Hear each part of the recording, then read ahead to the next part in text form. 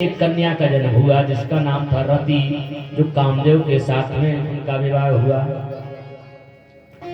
शंकर जी से बदला लेना था ब्रह्मा जी को, कि हमें भरी सभा में डांटा था, अब इनका भी उपहास करेंगे।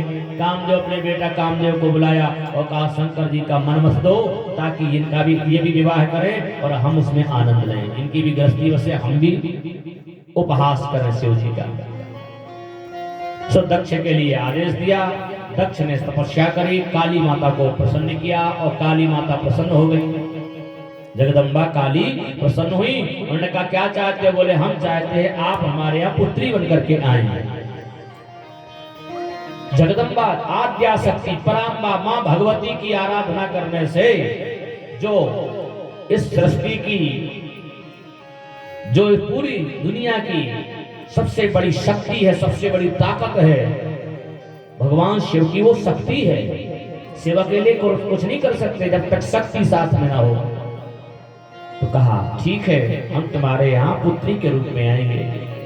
और महाराज दक्ष के यहाँ जो 60 कन्याएं हुई, उनमें सबसे छोटी कन्या जो थी वो सती के रूप में इनका जन्म हुआ। बोलो सती माता की। और सती माता जो कि भगवान शिव को ब्याही गई थी, लेकिन इनके यहाँ कोई संतान नहीं हो पाई। थोड़ा सा द्वेष हो गया था दक्ष को भगवान शिव के प्रति। शिव को अपमानित करने के लिए इन्होंने यज्ञ किया। दक्ष ने कनखल में सबको निमंत्रण दिया, लेकिन शिव जी को कोई निमंत्रण नहीं गया। बिना बुलाए सती आ गई। देखिए कन्या तब तक अपनी है जब तक विवाह नहीं किया, जब तक उसके पीले हाथ नहीं करेगा। जब तक पीले हाथ नहीं हुए तब तक अपनी है, और पीले हाथ हुए समझो आपके हाथों से अब गई बिटिया, अब आपकी नहीं है वो। अब तो जब कभी भी आएगी बुलाओगे तो आएगी, और आएगी तो उसका पूरा ध्यान रखना पड़ेगा, पूरा सम्मान मान सम्मान, एक आध साड़ी माड़ी देनी पड़ेगी। साड़ी लेकर धल्लो बिटिया हम लाओ है, होता कि नहीं? उसका जो भी वही साड़ी नहीं है तो कभी फीस ही मिल जाएगा, लेकिन देना पड़ता है। जब कभी भी बिटिया आती है तो खाली हाथ नहीं जाती है, जिंदगी भर देना पड़ता है।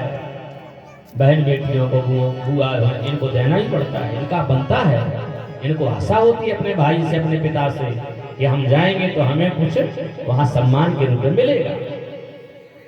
तो यहाँ सती बिना बुलाया गई, शंकर जी के बार बार मना करने के बाद भी आ गई, इसलिए इनका अपमान हुआ। परंतु अपमान सा शंकर जी का अपमान जहाँ देखा, सती ने उसी समय दक्ष को ललकारते हुए कहा पिताजी आपने ये काम अच्छा नहीं किया, शिव का तुमने अपमान किया। उसी समय सती ने श्राप दिया दक्ष को कि तुम्हारा ये मुख नष्ट हो जावे, जिस प्रकार से तुमने शिव की निंदा की है तुम बचोगे नहीं पिताजी।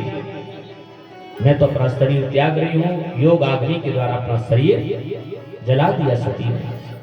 अब एक बात आप लोग अच्छी तरह से समझते हैं, क्या सती को अग्नि जला सकती थी? अग्निदेव में सामर्थ्य थी कि सती को जला दे? काल महा